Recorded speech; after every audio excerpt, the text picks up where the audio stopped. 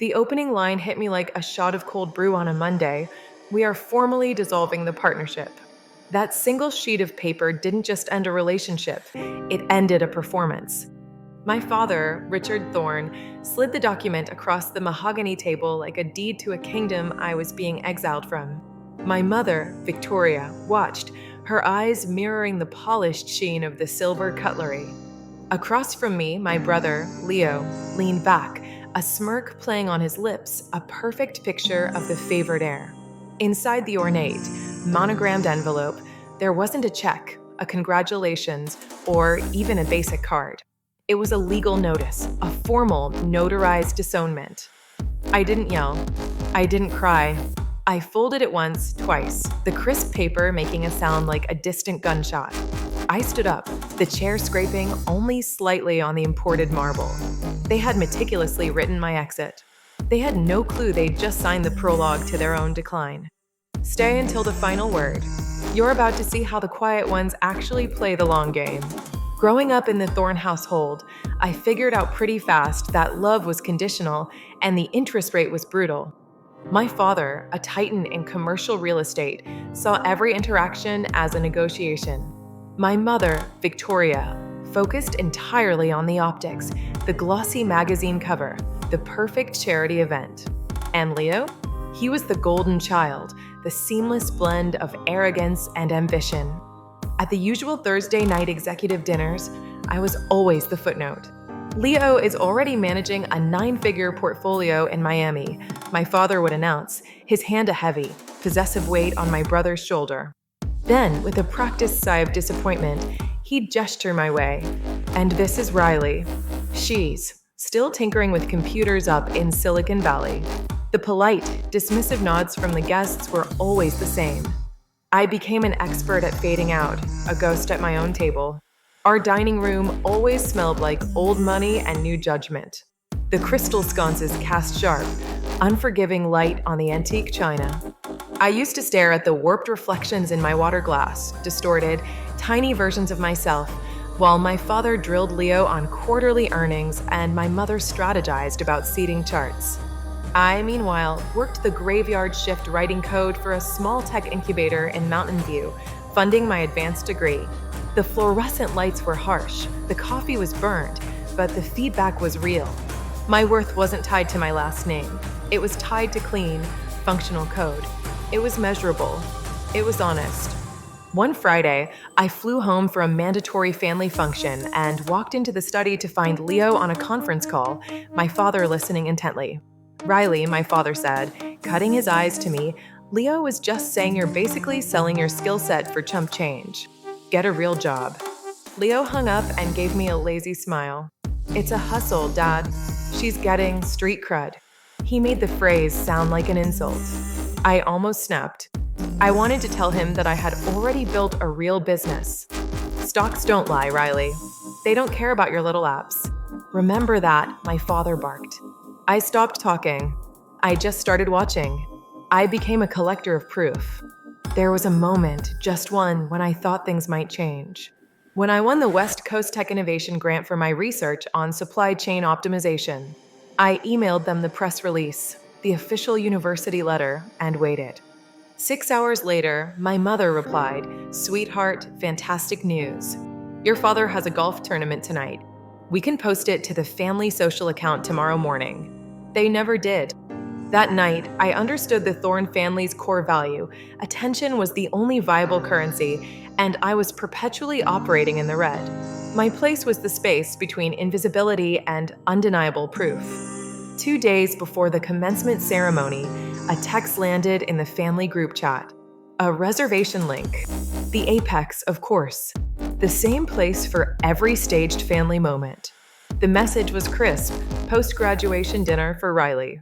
Dress code, executive formal. I clicked the link. The host note read, Thorne family party, Richard, Victoria, Leo. My name was deleted. That wasn't a screw-up. It was a power move. An hour later, Leo texted me privately. "Don't sweat it, sis. Just a little admin error. It's a formatting thing." Formatting. The word bounced in my skull. That's all I was, a variable they could easily wipe from the spreadsheet.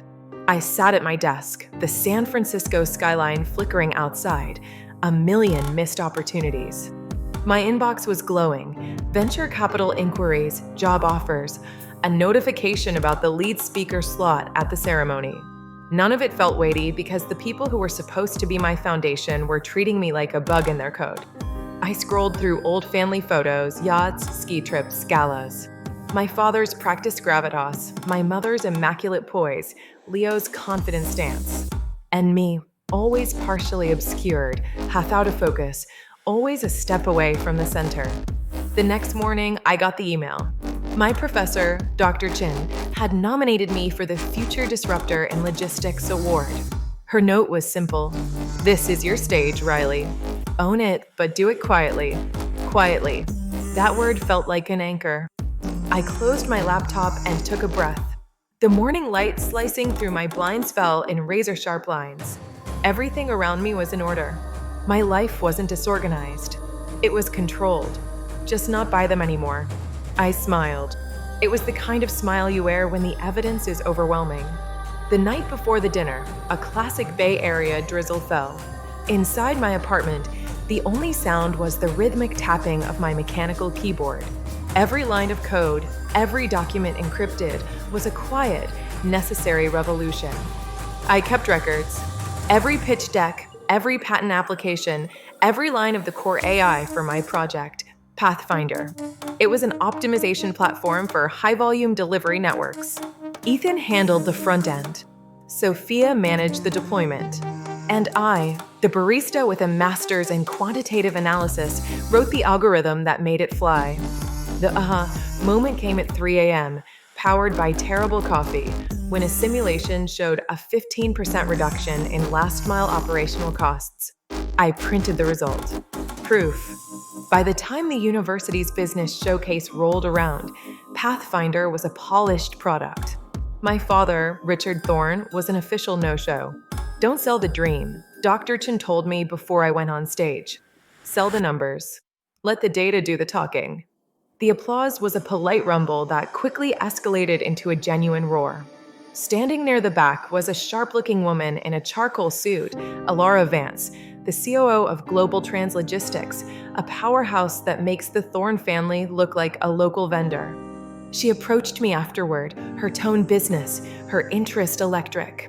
"This is rock solid," she said, studying my projections. "But the real gem is the integrity of the design. You built something ethically scalable." Ethically scalable. I hadn't heard that kind of compliment in years. We met twice. The third time, she laid a heavy leather folio on the table.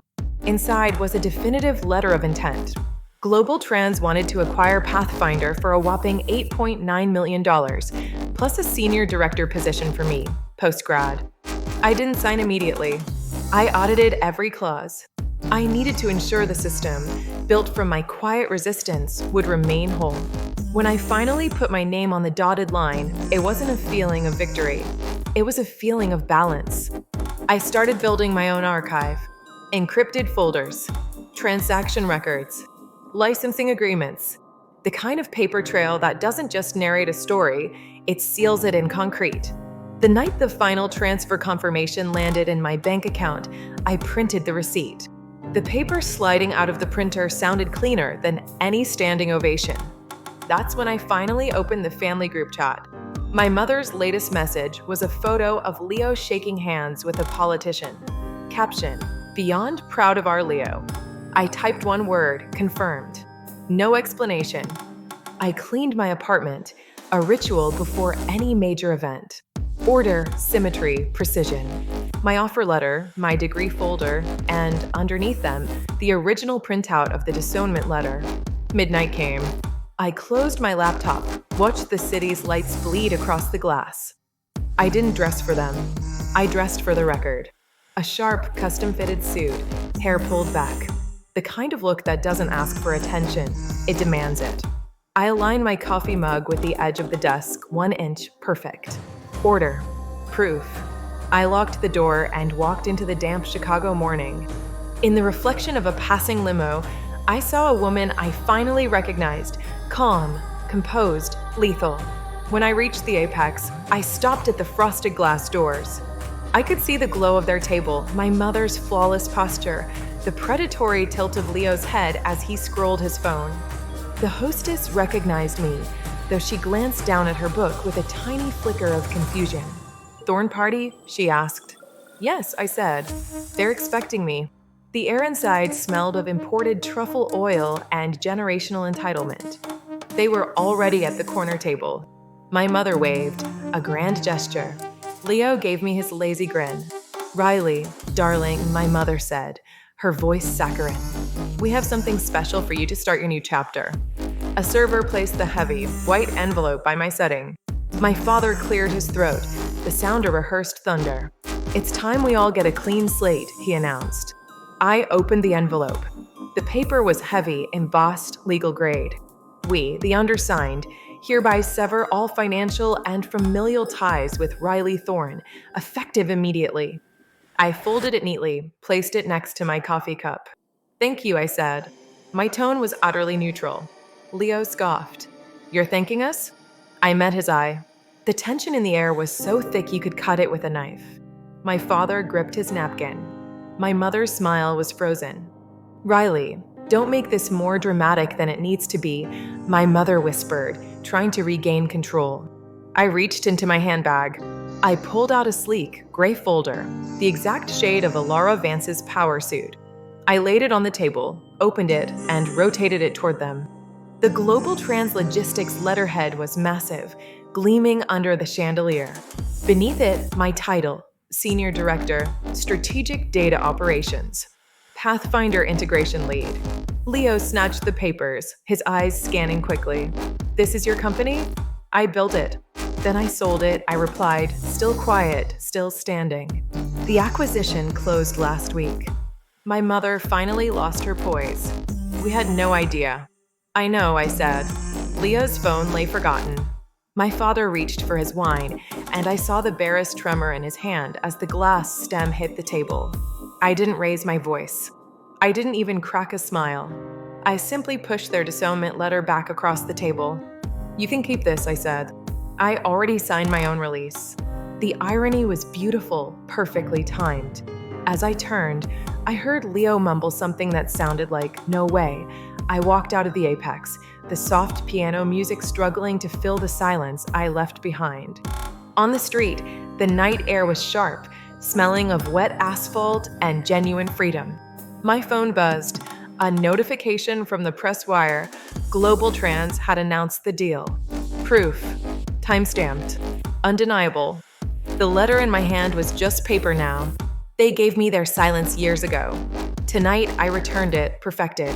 The city pulsed around me. I reached my apartment as the first hints of sunrise broke over Lake Michigan. I placed their letter next to my framed master's degree. 2 documents, 2 versions of my life. One they tried to erase, one they could never touch. I brewed coffee, watching the steady drip. That sound, measured, predictable, controlled, was my new heartbeat. My phone vibrated. A text from Leo. "Wait, we need to talk."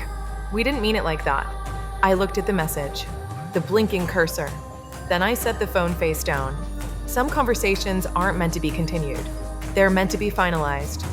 I opened the window, letting the cold, clean air rush in. I picked up their disownment letter one last time. I folded it and slid it behind the glass of my degree frame. Not hidden, just filed under evidence. The silence in the room finally felt earned. The calm that settled wasn't a surrender.